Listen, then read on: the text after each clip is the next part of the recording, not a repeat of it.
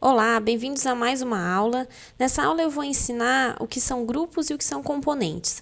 Os grupos e componentes, eles vão facilitar a gente na hora de modelar coisas diferentes dentro do nosso SketchUp.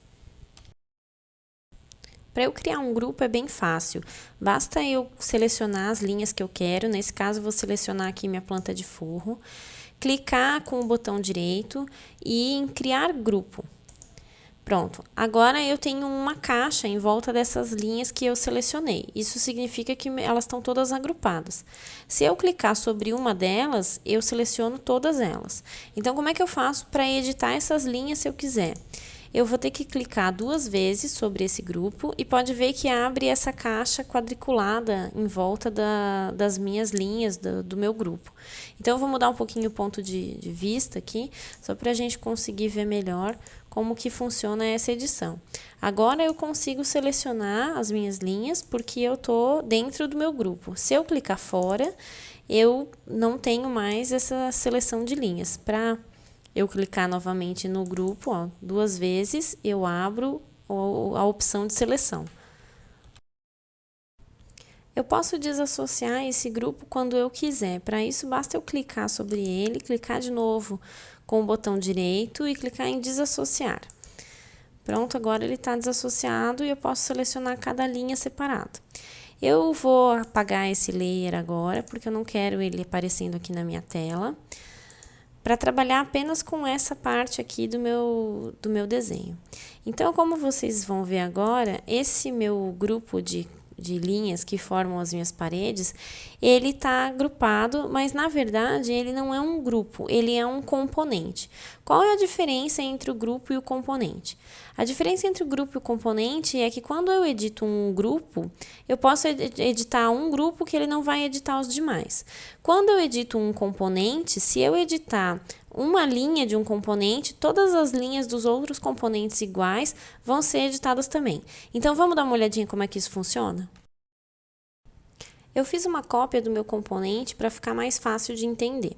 Eu vou agora fazer uma edição nesse componente e vocês vão ver que quando eu modifico um, o outro automaticamente também se modifica. Então, para isso eu vou clicar 2 vezes sobre ele, vou utilizar aqui a minha ferramenta de pintura, vou utilizar uma cor qualquer e vou escolher que eu quero nessa face essa cor. Então, vamos ver o que vai acontecer com o outro componente, ó. Imediatamente, ele vai modificar a cor também.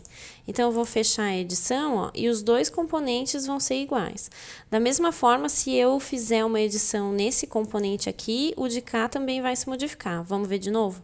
Se eu clicar sobre ele e fizer uma edição para uma parede de outra cor, eu vou modificar também o meu outro componente, ó.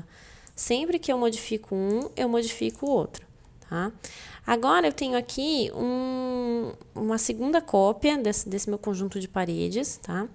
E ela tá desagrupada, ó, ela tá completamente desagrupada. Eu vou primeiro criar um grupo dela, a gente já viu como é que faz, né? Vou lá em criar grupo. Criei esse grupo. Agora, eu vou copiar esse meu grupo, fazer uma cópia. Ctrl C, Ctrl V mesmo, tá? Quem já está acostumado a trabalhar com essas teclas de cópia e cola em outros softwares, pode utilizar aqui também. Agora eu vou fazer uma edição nesse meu grupo e vamos ver o que acontece com esse grupo aqui. Eu vou clicar 2 vezes sobre ele e vou utilizar aquele mesmo vermelho que eu estava utilizando ali. Ó, fechei melhor. Para a gente não confundir, eu vou utilizar uma outra cor aqui. Vou escolher lá um amarelo. Vou clicar aqui. Pronto. Vamos ver o que aconteceu com a planta que eu tenho do outro lado? Ó, não aconteceu nada. Por quê? Porque eu estou trabalhando com um grupo e não com um componente. Então, no grupo, eu posso modificar o que eu quiser, que o meu outro grupo não tem nada a ver com ele. São grupos independentes, eles são elementos separados. E no componente, não. No componente, se eu modificar um, eu vou modificar o outro também.